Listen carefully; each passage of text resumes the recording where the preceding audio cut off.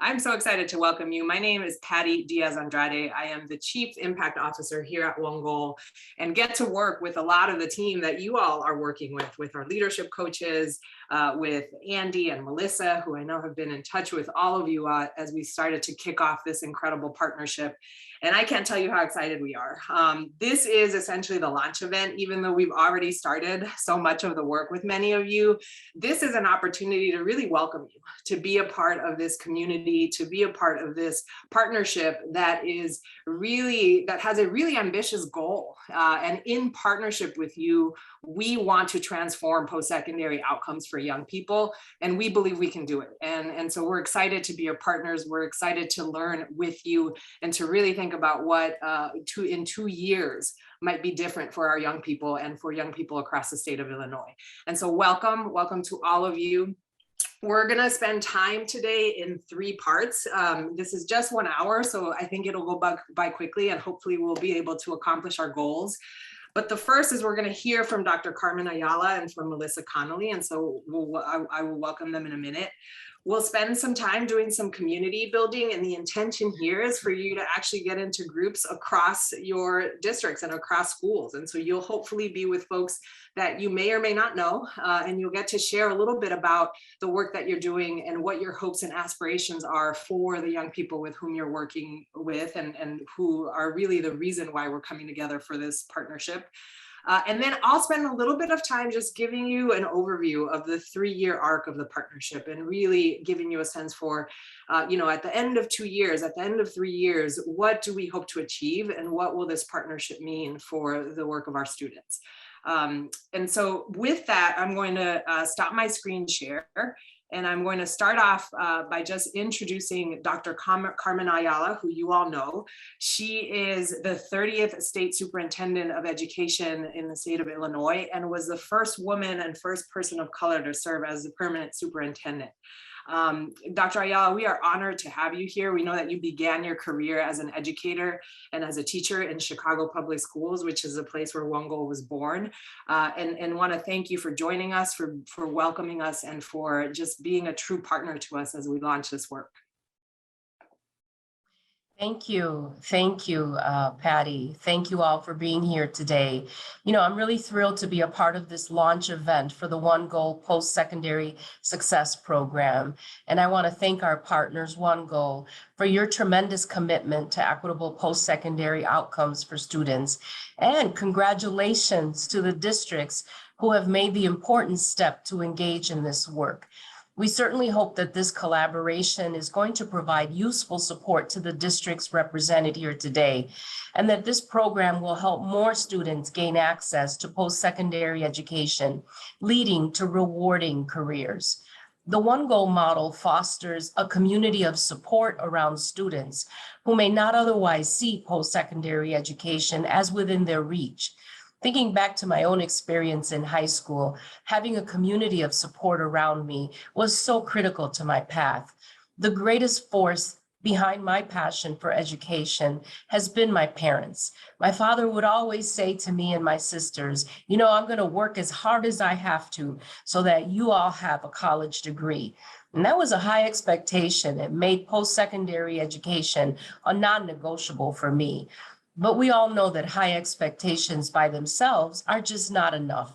Students also need equitable support and resources to reach those high expectations. So when I was in high school, I read a report about the low number of Hispanic people graduating from high school and the even lower number pursuing higher education. It was well at that time in my life that I set the goal of acquiring a PhD by the age of 40. Well, I missed it. I was 41 when I got it, so not so bad. But along the way, I have frequently been the only woman in a position of leadership, the only person of color in a room. And all along the way, I had incredible mentors in my life who helped me navigate these spaces, who helped me stay true to my identity and my values while advancing through these spaces, and who showed me how to turn around and extend my hand to the next woman or person of color so that we no longer be the only. There is so much that goes into breaking down entrenched barriers to post-secondary access. And it is the deep, meaningful, systemic work of a partnership like the one we're launching today that can make that change possible. Your efforts and this partnership will change lives, will change the course of history and the trajectory of our state. Post-secondary attainment among adults in Illinois varies widely by county, from a low of 21% to a high of 57%. If the status quo continues, nearly half of the population will not earn a degree. Those who do will be disproportionately white. While 47% of white adults have a post-secondary degree, only 29% of African American and 20% of Hispanic adults do. We know that successfully transitioning students from high school to post-secondary is complex work, and the work does not stop there, because there are millions of adults who started college but never quite completed their degree. And these challenges have only become more pressing in the wake of COVID-19. The upside is that more students than ever took college and career preparation coursework last year. Illinois has seen persistent increases in students taking dual credit courses, advanced placement courses, and career and technical education courses. A historic law was enacted last spring to increase access to computer science and world languages. You know, our students are hungry to learn and hungry to make their mark upon the world. We just need to give them the support and the resources to get there. And that's why I am so grateful to be here to launch the OneGoal Post-Secondary Success Program. As mentioned, OneGoal has its roots right here in Illinois and has grown from a small after-school program serving just 32 students in Chicago to now a nationwide movement. They have a proven track record of helping students succeed and persist in their goals. The program has a dual-track approach with student-facing programming, a classroom model, and adult capacity building. By investing in coaching our school and district leaders, we can build a cohesive, a long-term vision, plans, and systems that are going to ensure that the work is sustained over time. This is what we call double loop learning. You know, single loop learning is a process of improvement where the organization carries on its present policies or objectives. And double loop learning is the process of improvement that questions the underlying policies and goals. Many districts need support thinking about and building out pathways for viable work options for students. What about the students who know that a 2 or a 4-year degree isn't what they're looking for? How do we systemize support for them? This is why OneGoal is a key partner. They understand how to do this. OneGoal has the expertise and the deep knowledge of how to improve post-secondary outcomes. Their leadership coaches are former principals and people who understand system-level transformation. But more than anything, they are partners to you, coaches on a journey. Together, we can ensure students will successfully enroll and persist in their post-secondary path of choice. Thank you to all of you here today for your investment in our youth and in our future. And so I'm going to pass it back to Patty. Have a wonderful inaugural opportunity together. Thank you so much, Dr. Ayala. Really inspiring words, and we can't thank you enough for joining us this morning to give us your perspective and to share some of your own personal story. Really appreciate it. Team, we're going to now hear from our CEO, Melissa Connelly. Melissa has been CEO at OneGoal for just about 3 years, and she is chiefly responsible for ensuring that our organization meets its vision, which is that every young person have a real opportunity to achieve their post-secondary aspiration, whether that be a 2 or 4-year degree or a progressive pathway that leads to a career that eventually provides for families and is sustainable. We are honored to have you here, Melissa, and excited to hear about your own journey and your reflections on the importance of this group and this moment. Thanks so much, Patty. And what a humbling introduction, Dr. Ayala. Thank you so much for sharing your reflections. Let me just start with incredible gratitude for this community to say that the last few years have been extraordinarily hard on our educators and school community is a wild understatement. After parenting and leading an organization through a pandemic, I will never again take for granted when we get some small moments to come together and to think about what's possible for our kids. And so truly, thank you. This is a gift. I wanted to share just a brief sort of orientation to this partnership and just a little bit more context of who I am and how I'm hoping we can work together. So I grew up in Stickney, Illinois, most famous for the largest sanitation district in the world, fun fact. And, you know, I've always said I've never left Illinois, I never will. This is my home and will always be. And the fact that we are doing this kind of statewide partnership really focused on what's best for our kids is once again humbling and personally inspiring. My adolescence in Stickney was pretty challenging. I actually had missed more than 50 days of 8th grade, therefore was automatically enrolled in a truancy program when I started high school. So you can imagine as a 9th grader, I had to take a course that was for other kids like me who had gotten sort of on the wrong path.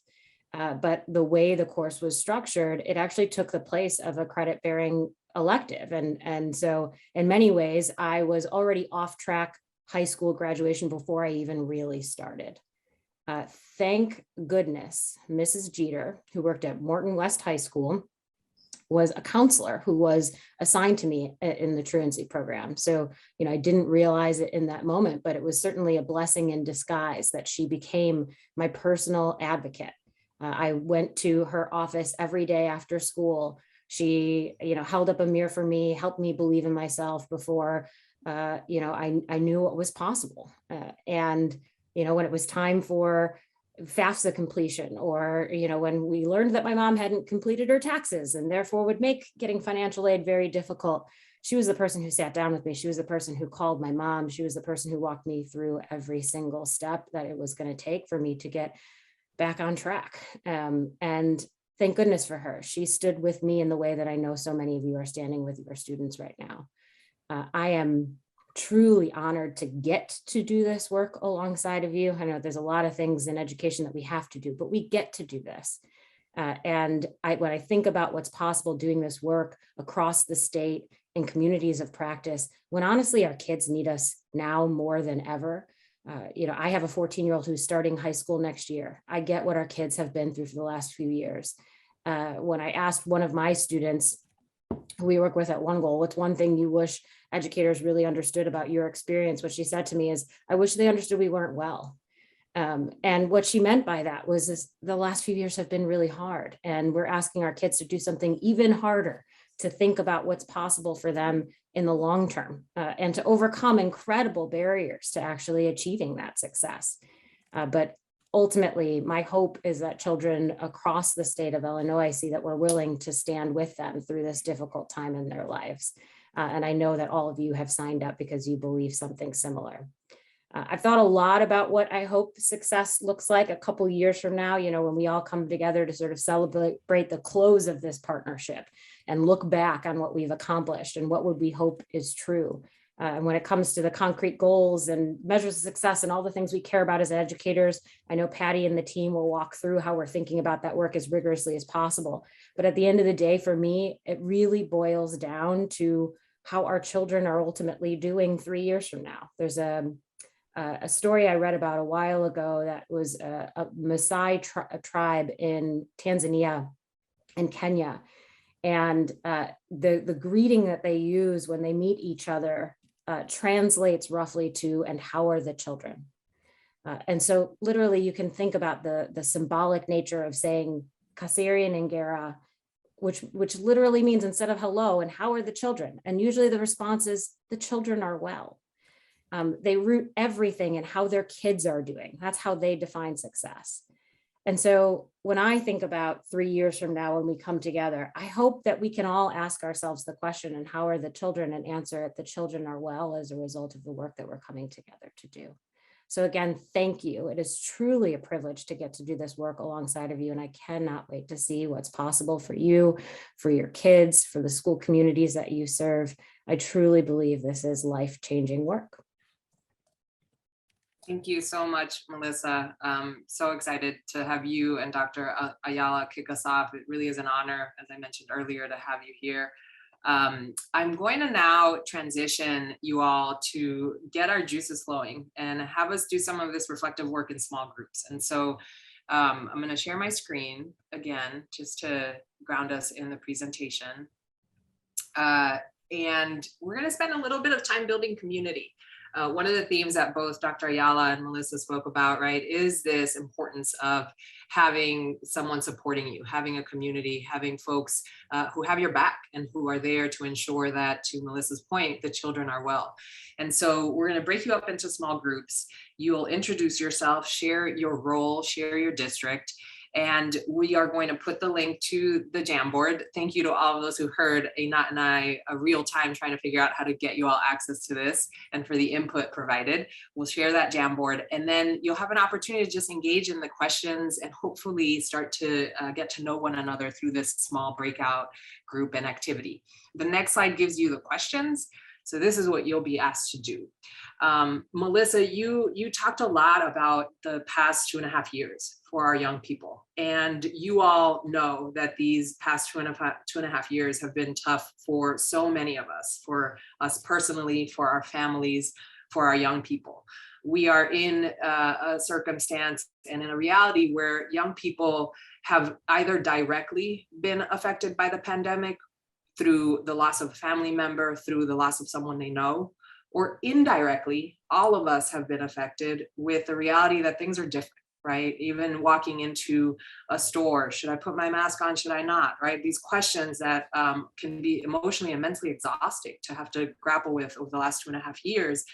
And the reality is that if you are a junior today in high school, you started high school right at the onset of this pandemic, right? You were in school for a couple of months and then the world changed. And your experience of high school is mostly defined by the pandemic.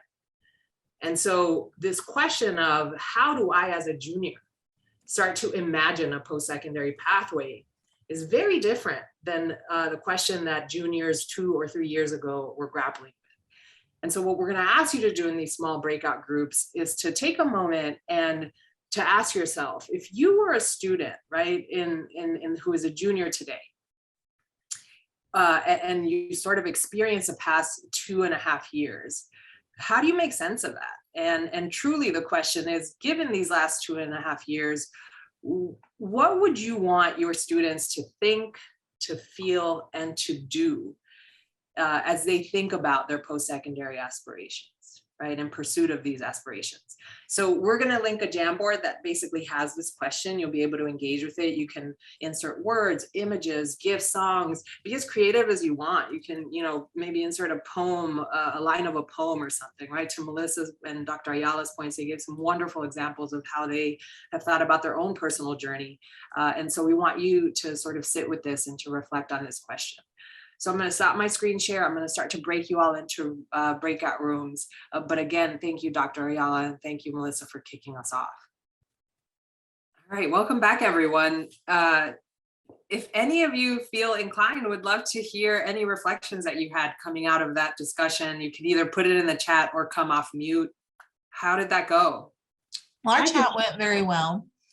We came from a very different school districts, but we all kind of agreed that some of the main things that we had in common could fit those 3 categories. I'm gonna let Angela read them because now I can't remember what they were. Thank you, Tara. Trying to be quiet. Is this the point where we answer, or do you just want to know how our groups went? Either one, whatever you feel like sharing with the rest of the group. Well, we did write down our think, feel, and do, and we came to a consensus, had a really great conversation. And our group felt that one thing we want our students to think 2.5 years post-pandemic is that there are options and possibility and a path to get them there. We wanted them to feel empowered and competent and like they have ownership over their future instead of focus. And we want our students, as far as it relates to the do, we want them to take charge and lead the changes they want to see. And there were others in our group. I didn't recognize all of our group. Megan, Tara, or Tara, I'm sorry. Connie joined us, and then it wasn't Steven, he had a different name. Thank you so much. I just joined with my actual name because I noticed I am not Stephen. No. Thank you. Thank you all. And truly apologies for the Jamboard confusion. I can't tell you how much we planned so that it would be smooth. And then last minute realized we had a mistake. And so appreciate your flexibility. Online instruction can be tricky, right? As we know, sometimes you can't control what happens with technology. If any of you want to add anything else into the chat, please do. We want this to be an engaging experience, but I'm going to now transition into the rest of the content, because what I hope will be the next 10 minutes or so is just an overview of what you can expect over the next 3 years. And by the way, so some of this might be review because your leadership coaches have shared a version of this with each of you. And so hopefully this will just be a bit of reinforcement of what your leadership coaches have been sharing. I want to start by just sharing with you all a bit of what we learned from your applications. So when we, sort of invited you all to apply and to be a part of this partnership, we asked you, what are some of the challenges that you're facing, and what do you hope to get out of a partnership with OneGoal? And here's what some of you wrote. Some of you wrote that this idea of supporting young people to transition into the workforce or certification programs and apprenticeships is important because it can't just be a focus on 2- and 4-year degrees, right? And this is something that we at OneGoal, I will tell you, have spent the last 4 years really trying to focus on, because it is true. We need to be expansive in how we define post-secondary pathways and ensure that we're meeting individual student needs. The second place that you all named was just lacking strategies and processes to help students with lower GPAs see themselves attending college or a post-secondary institution. And again, this really speaks to OneGoal, because what we have done across the country and in Chicago and in partnership with Elgin U46 is work with young people whose GPAs are not the best, right? They're not your 3.5, your 4.0 kids. And yet we help them understand that even if your GPA isn't at a 3.5 or a 4.0, that doesn't mean that you don't have options. And that's an important part of this partnership, is really ensuring that adults and students understand what those options are. Another thing that you all mentioned was just this COVID situation, right? And how you prepare young people, both in the short term, but even for the unknowns that we know are coming, because this pandemic will have long-term effects on our young people, and ensuring that we're supporting them is important. Another thing you all mentioned was how to ensure that we are finding the best path for students using the college and career readiness platform, and making sure that we're not missing students. And again, the role of technology to help us do that and facilitate that process is important to us. And then the last one is the role of our counselors, right? And how often our counselors, you all on this call, many of you on this call, are the only ones responsible for this post-secondary work. And how do we get more folks to be a part of this team in a way that does produce a community of adults that are supporting young people? And so to that end, here's our hope. Our hope is that through this work, we really do achieve equity in post-secondary advising, grounded in each district's unique needs. And that means that every young person in your community across the state of Illinois will have the opportunity to build a career and a future of their choice. And so what does that look like? It looks like students accessing post-secondary advising and programming, maybe as part of their school day and not as an extracurricular and not as a nice to have, but really that it's a core part of, how we think about our work. Excuse me, my computer's a little bit funky, so I want to make sure that you can see my screen. There it is. It also looks like young people equitably accessing things like AP, IB, dual credit programs, or CTE programs. It looks like real-time data systems that are helping you as an educator understand where your students are against their post-secondary plans.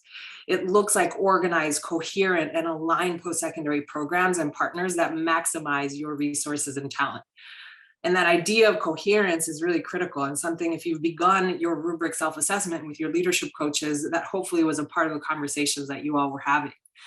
And it looks like a shared vision, right? That everyone knows when we say post-secondary success, what does that mean? And we are aligned in our definitions so that when we make decisions in our communities in support of post-secondary work, it is in support of that vision. and that common understanding of what success looks like. This is a visual that helps you understand how we think about this work in partnership with you. Again, I mentioned earlier the role of our leadership coaches. Each of you has a coach that is working with several districts across the state, and we'll be bringing you all together as a community of practice so that you are learning from each other, you are sharing best practices, and you are understanding both the similarities and the differences in the communities that you're working with in support of post-secondary success. And combined with that coach and that community, we also provide you with the knowledge and the tools, right? The rubric is an example of that, but we have a robust suite of trainings that are really rooted in the work that we've done with students in classrooms. And that's critical, right? Because we know that ultimately impacting young people means that we are working in partnership with you in ways that really understand the needs of young people. If we don't start there, then this doesn't work. And so for us, ensuring that the trainings, the coaching, the work that we do in partnership with you is rooted in the needs of your young people. These three pieces, hopefully you've seen this graphic, but again, this is just a refresher. How does it work? There are three components to this professional learning series partnership that we've kicked off. The first is the assessment piece, right? Taking stock of where you are, leveraging our rubric, understanding where are our bright spots, where are we continuing to learn and grow. The second is advancing. And so really starting to think about what are the unique needs of my community? How does my coach work with me to provide that one-on-one support to ensure that we are moving and making progress and engaging in a cycle of continuous improvement so that we understand where we are against our vision. And then the last is assemble, right? To essentially bring together the group, both in your district of stakeholders that play a significant role in this work, but also across the state, engaging in the communities of practice that I mentioned earlier, so that you're not siloed and you're not alone, but really you are a part of a larger movement that is working across the state to improve post-secondary outcomes for young people. Tactically, what this means is that this is what the next 3 years look like. Super high level, what can you expect? Well, by the end of this year, will have brought your team together, right? We'll have started to build that community of practice, and we will have worked with you to align on a shared vision of success across your district and built a post-secondary improvement plan. It could be built if you don't have one, but my guess is that most of you do have one. And so really it is about assessing where you are on that plan, refining it, and then figuring out what needs to, what work you need to continue to do to evolve that plan. The second year is really rooted in the continued implementation of your plan. You're going to continue to receive the one-on-one coaching from your leadership coach. You will engage in these cross-district cohorts of practice to learn from one another and hone your approach. And for those of you who are really, interested in the direct-to-student programming, which, from our review of applications and conversations that we've had with many of you, it seems like the classroom model is an option to really start to ensure that young people are getting the type of one-on-one support that they need. And so the classroom model will launch this fall for juniors in your high schools. As you transition into year 3, that work continues, where you're continuing to get the coaching from your leadership coach. You're continuing to work with the other districts in this continuous improvement cycle, and your students start to transition into senior year so that they experience the second year of the OneGoal model. This is sort of the arc, right, of what you can expect over the next 3 years. And how will we know, right? How will we know that we are on track and that this is working? Here are a few of the indicators that we'll at least be paying attention to and that we've discussed in partnership with ISBE. So the first is, are you happy, right? Like, are you finding value? And so we will survey you, and you've probably already experienced this. After every training, we want to know what worked, what didn't, and what could we do better. And our expectation is that at least 80% of you all will be satisfied with the support that you're getting from your leadership coach and from this partnership with OneGoal.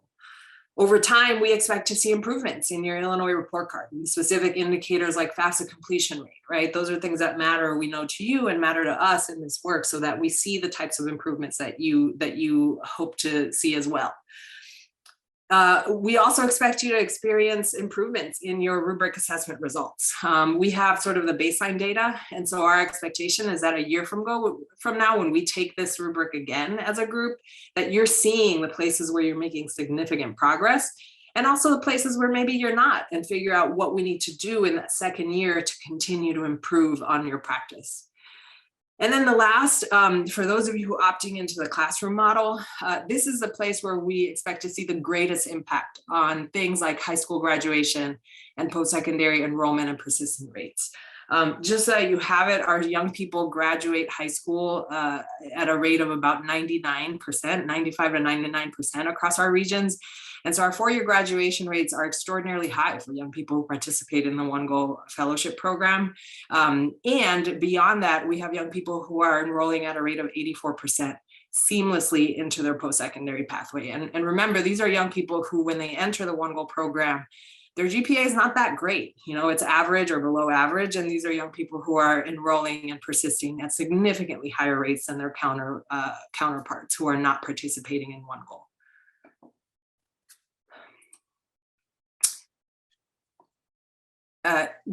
If you missed the webinar last week that explained and went into detail on the classroom model, this slide is just intended to give you a little bit of an overview. Obviously, you should connect with your leadership coach if you need more information, because this is not going to give you all the details, but it does provide you with a general sense for what the classroom model is. So number one, it's provided in the school day. And we believe that that's important because many of our young people will not opt into after school or Saturday programs, right? And so we want to be intentional about ensuring that there is not a barrier to access of this course and this information. And so we provide the OneGoal program as either a credit-bearing course, an advisory period, or an alternative sort of course that will work with your master schedule. So again, we would work with you, your leadership coach, to figure out what that is. But truly the intention is that young people, the same way that they attend, you know, math class, English class, they take a post-secondary readiness course like OneGoal. It's a 3-year program. It spans junior year, senior year, and the first year of post-secondary. And those 3 years are intended to support these young people through that critical transition period when they leave high school and enroll in their post-secondary pathway. And it's taught by an educator. So again, the idea here is to really leverage the adults in your school who have really strong relationships with young people so that the educator is delivering the curriculum and the content during junior and senior year, and then providing some support in that third year. Again, this slide is very high level. And so for those of you who want to get that extra detail, let's make sure to follow up with leadership coaches so that you get that information. But the last thing I will say is that that process of enrolling in the classroom model is happening now. And the reason obviously is because master scheduling starts to happen now, right? And so for many of you, you're starting to think about the fall of 22. And so to the extent that the OneGoal course needs to be a part of your master schedule next year, now is the time to start to think about what that might look like and the number of students that you might want to enroll. But again, your leadership coach is going to be their primary contact here. So if you're looking for more information, please make sure to follow up with them. So last, we've got, about 3 minutes, so we're right on time. Want to thank you. Thank all of you for being a part of this journey, and also thank our partners at ISBE. Jen Kermes, I saw you earlier on our Zoom sort of deck, and I want to thank you because you've been a true partner along this journey and has really helped us make this partnership a reality. But truly, there's a proverb that many of you have probably heard, that if you want to go quickly, you go alone. But if you want to go far, you go together. And that is truly the intention of this community that we're bringing together, and this inaugural cohort that gets to be a part of this OneGoal ISBE partnership. And we couldn't be more excited to be your partners.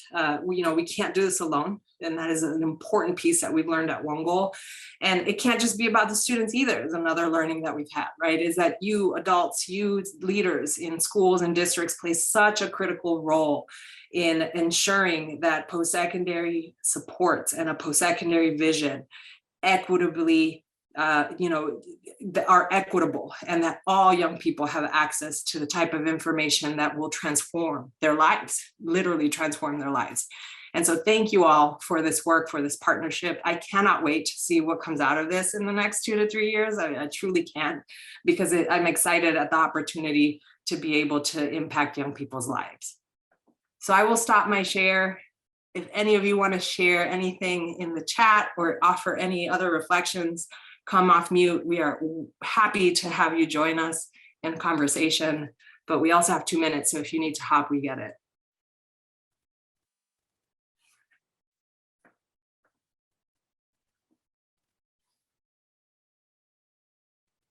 I have a question regarding going forward with the cohort.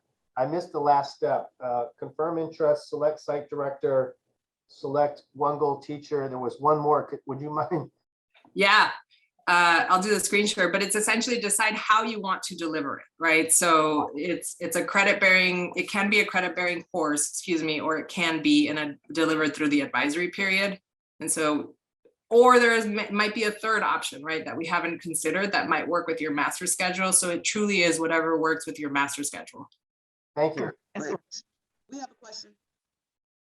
You don't recommend a certain GPA, do you?